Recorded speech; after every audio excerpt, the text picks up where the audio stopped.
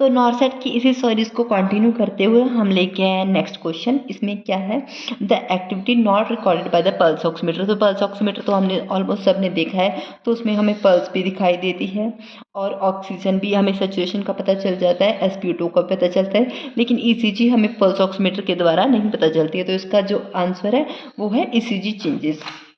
Folic acid का richest source green leafy vegetables. ये हम सबको पता है कि ग्रीन लीफी वेजिटेबल्स जो है फॉलिक एसिड का सबसे रिचेस्ट सोर्स है। ये आपको मोस्टली क्वेश्चन जो ये हैं याद करने वाले हैं। मिल्क जैसे कैल्शियम का होता है, मीट प्रोटीन का होता है, और ये ग्रीन लीफी वेजिटेबल्स किसका होती है, फॉलिक एसिड का। What is the possible complication if patient complains pain, redness, tenderness and warmth on IV site? किसी पेशेंट को IV साइट लगा हुआ है और उसको ये वाले सिम्टम्स जो है वो दिखाई दे रहे हैं, तो बोल रहे हैं कौन सी कॉम्प्लिकेशन उसको हुई है, इन्फिल्ट्रेशन, फेलेबाइटिस, एक्सट्रावेशन या फिर हेमोटेमा। हम आपको एक एक एक्सप्लेन करते हैं कि सब में होता क्या है। जो फेलेबाइटिस है उसमें क्या होता है, इन्फ्लेमेशन हो जाती है वेन की, जो नॉर्मली हम वार्ड में देखते हैं उनमें ये सब होता है। जैसे पेशेंट को पेन होता है, रेडनेस हो जाती है, टेंडरनेस होती है और वार्मथ उसको गर्म महसूस होता है, तो ये सब उसके क्या होते हैं, सिम्टम्स होते हैं। ठीक है। और ये देखो इन्फिल्ट्रेशन में क्या होता है, आईवी फ्लूइड लीक हो जाते हैं सराउंडिंग टिश्यू में। इसकी वजह से क्या होता है, स्वेलिंग आती है, कूलनेस आती है और स्किन जो है वो ठंडी पड़ जाती है, पेल हो जाती है और पीली पड़ जाती है। ये सब होती है। इसमें रेडनेस या फिर वार्मथ नहीं होता है, गर्म फील नहीं होता है, ना फिर रेडनेस होती है। उसमें क्या होता है, इसको पेल होता है, पेलर येलोइश लगता है और क्या होती है, स्किन क्या हो जाती है, कूल हो जाती है। तो उसके आगे नेक्स्ट है एक्सट्रावेशन। इसमें क्या होता है, जो वेसिकेंट ड्रग्स हैं वो टिश्यू में लीक हो जाते हैं। अब वेसिकेंट ड्रग्स कौन से होते हैं, जो क्या करते हैं, ब्लिस्टर बना देती हैं स्किन पे, जैसे फिंसी की तरह पे ब्लिस्टर बना देती हैं, टिश्यू को डैमेज कर देते हैं। नेक्रोसिस होता है, स्किन जो होती है वह ब्लू हो जाती है if they leak out into surrounding tissue. तो इसके साइंस क्या होती है, सिवियर पेन हो जाता है, स्वेलिंग हो जाती है, ब्लिस्टरिंग हो जाती है और टिश्यू नेक्रोसिस हो जाती है। तो इससे आपको सब में पता चल गया। और हेमोटेमा लास्ट रह गया। हेमोटेमा होता है collection of blood under skin. इसमें क्या होता है, स्वेलिंग होती है, ब्रूसिस बन जाते हैं और पेन होता है। तो इसका ये उससे फ़र्क है ब्रूसिस की वजह से।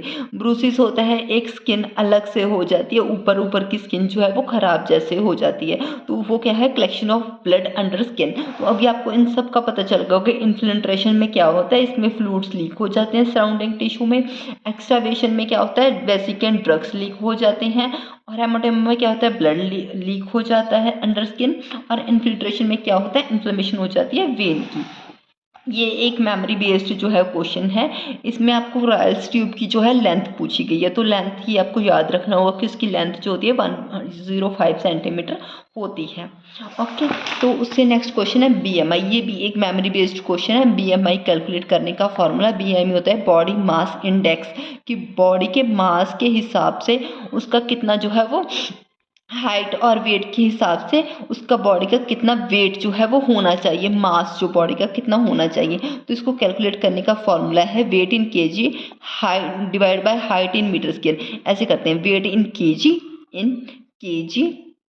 उसके बाद हाइट इन मीटर स्क्वायर। ये याद रखना है कि हाइट जो है वो मीटर स्क्वायर में होती है। जैसे इसमें आपको दिया है सेंटीमीटर स्क्वायर में, मीटर क्यूब में, सिर्फ सेंटीमीटर में, तो ये सारी ऑप्शन जो है वो गलत है। जैसे यहाँ पे भी अगर कुछ और आ जाए हाइट की जगह, वेट की जगह पे, तो वो भी गलत है। अगर यहाँ पे डाल दें कि हाइट इन सेंटीमीटर और weight divide by weight in KG डाल दें या फिर ग्राम्स डाल दें, तो वो भी गलत हो जाएगा। क्यों, क्योंकि पहले वेट इन केजी ऊपर आएगा, और हाइट इन सेंटीमीटर नीचे आएगा। अगर इसको ऊपर ले जाएं और इसको नीचे कर दें फिर भी गलत हो जाएगा। अगर हाइट को ऊपर ले गए, वेट को नीचे ले गए, चाहे मीटर स्क्वायर में ही लिख दें, इसको केजी में ही लिख दें, लेकिन फिर भी क्या होगा, वो गलत ही होगा। हाँ, वेट जो है वो ऊपर होना चाहिए, वो भी केजी में, और हाइट जो है वो नीचे होनी चाहिए, वो भी मीटर स्क्वायर में। ये याद रखना। अगर इसके अलावा कुछ भी है तो वो गलत है। Chemical formula of water H2O, ये नॉर्मली हम सबको पता होगा लेकिन एग्जाम में पूछा गया है, बेसिक सा क्वेश्चन है। H2O ये गलत है, ये कार्बन डाइऑक्साइड है, तो बाकी सभी ऑप्शन जाएँ गलत है। After delivery of the head of the baby, next station जो कौन सा होता है, डिलीवरी में डिफरेंट स्टेशन होते हैं, तो बेबी का हेड डिलीवरी करने के बाद पूछ रहे हैं नेक्स्ट स्टेशन क्या होता है। कट द कॉर्ड, कॉर्ड तो अभी बाहर आई ही नहीं तो कॉर्ड को कैसे कट कर देंगे, ये ऑप्शन जो गलत है। डिलीवरी ऑफ एंटीरियर शोल्डर, हाँ जब हेड के बाद आता है ना, अब हम खुद का भी देखें, पहले हमारा वो हेड होता है, उसके बाद हमारे शोल्डर आते हैं, ठीक है। तो उसी के हिसाब से जब बेबी का हेड बाहर आ गया तो उसके बाद क्या करेंगे, हम एंटीरियर शोल्डर को बाहर निकालेंगे। और ये बोल रहे हैं check fetal heart rate, fetal heart rate भी हम नहीं चेक करेंगे। Delivery of the body, body तो सारी ही होगी लेकिन हम सारी बॉडी को एक टाइम पे थोड़ी डिलीवर कर सकते हैं, पहले हम एंटीरियर शोल्डर डिलीवर करेंगे, उसके बाद नेक्स्ट प्रोसेस होगा। तो इसका सही आंसर है डिलीवरी ऑफ एंटीरियर शोल्डर।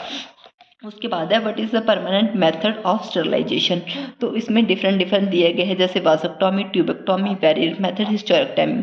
तो वैसेक्टॉमी किसको बोलते हैं, वैसेक्टॉमी, तो इसका सही आंसर है वैसेक्टॉमी। वैसेक्टॉमी में क्या होता है, जो वास डिफरेंस होती है उसको क्या करते हैं, या तो कट कर देते हैं या फिर ब्लॉक कर देते हैं, इसकी वजह से स्पर्म जो है वो ट्रैवल ही नहीं कर सकते हैं। तो मेल में इसको बोलते हैं वैसेक्टॉमी, मेल में स्टरलाइजेशन को बोलते हैं वैसेक्टॉमी। ट्यूबेक्टॉमी किस में होती है, ट्यूबेक्टॉमी होती है फीमेल में। तो ट्यूबेक्टॉमी क्या किस में होती है, फीमेल्स में होती है। इसमें क्या होते हैं, जो फ्लोपियन ट्यूब है उसको क्या कर देते हैं, कट कर देते हैं, तो वो होती है tubectomy. Barrier method, different methods जो हैं वो यूज़ किए जाते हैं, उनको बोलते हैं बैरियर मेथड्स। हिस्टेरेक्टॉमी होता है removal of the uterus, uterus को रिमूव कर देना बोलते हैं हिस्टेरेक्टॉमी को। तो वही आपको सारी ऑप्शंस पता है। अगर ये पूछ रहा है what is the permanent method of sterilisation in, जैसे इसमें मेल है तो आ जाएगा वैसेक्टॉमी। अगर पूछ लिया फीमेल में तो बोल देना ट्यूबेक्टॉमी। अगर पूछ लिया what is the method of removing the uterus, uterus को रिमूवल की उसको क्या बोलते हैं, तो उसको बोलते हैं हिस्टेरेक्टॉमी।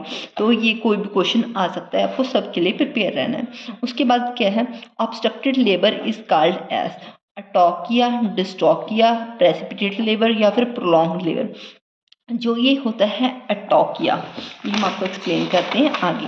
अटोकिया होता है पुअर यूट्राइन कंट्रैक्शन, जो यूट्राइन कंट्रैक्शन है वो होती ही नहीं है, बहुत कम होती है, इसकी वजह से क्या होता है डिलीवरी में मतलब टाइम ज़्यादा लग जाता है। तो मतलब इसको पुअर यूट्राइन कंट्रैक्शन को बोलते हैं अटोनिया। डिस्टोकिया क्या होता है, डिफिकल्टी इन लेबर। तो ये इसका आंसर जो है इस क्वेश्चन का, obstructed labour is called as dystocia, ठीक है। और अगर पूछेंगे पुअर यूट्राइन कंट्रैक्शन को क्या बोलते हैं, अटोनिया। डिस्टोनिया डिफिकल्टी इन लेबर। प्रेसिपिटेटेड लेबर होता है वेरी रैपिड डिलीवरी, मतलब just 3 hours, less than 3 hours में डिलीवरी हो जाए उसको बोलते हैं precipitated labour. Prolonged labour, more than normal duration से अगर टाइम ज़्यादा लग जाए तो उसको बोलते हैं प्रोलॉन्ग लेबर। अगर जल्दी हो जाए तो उसको बोलते हैं प्रेसिपिटेटेड लेबर। अगर पुअर यूट्राइन कंट्रैक्शन है तो उसको बोलते हैं अटोनिया। अगर डिफिकल्टी लेबर है या फिर अब नॉर्मल है तो उसको बोलते हैं डिस्टोनिया। और ये एक नेक्स्ट क्वेश्चन है, इसका आंसर ये मैंने पहले करवाया हुआ है, वेस्ट डिस्पोजेबल इन हॉस्पिटल, इसका मैंने एक ऑलरेडी पहले वीडियो बनाई हुई है, तो इसलिए इसका आंसर आप लोग दोगे कमेंट में कि gloves, paper, box, waste discarded in which colour of bag, इनमें से कौन से कलर ऑफ बैग में हम जो है हमने ग्लव्स का जो पेपर बॉक्स जो होता है ना, बॉक्स में ग्लव्स होते हैं, तो वो ग्लव्स का पेपर बॉक्स हम किस में डिस्कार्ड करेंगे। तो इसमें क्वेश्चन ये है, इंसान ग्लव्स देख के कुछ और आंसर लगा सकता है, लेकिन इसका अगर ध्यान से पढ़ें तो ग्लव्स का इन्होंने पेपर बॉक्स पूछा है, ना कि ग्लव्स पूछा है। तो इसलिए ध्यान से पढ़ के आंसर देना कि इनमें से कौन से कलर में जाएगा, और इस बात का ध्यान रखना है एग्ज़ाम में। Thank you for watching. अगर आपको हमारी वीडियो अच्छी लगी तो प्लीज़ लाइक कमेंट ज़रूर करें।